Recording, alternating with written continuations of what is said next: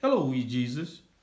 Today I'm going to show you how to send a video using AirDrop on an iPhone.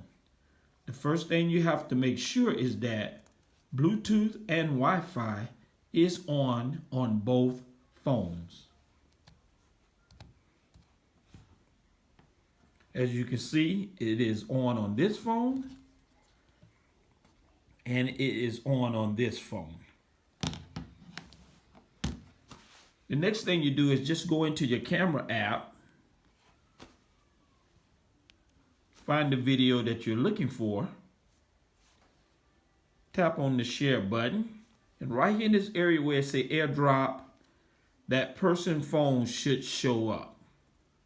Once it does, just tap on the person that you want to send it to, and on their phone they will get this message.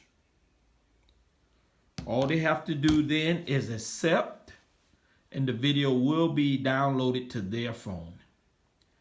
And that's it. Thank you for watching this video.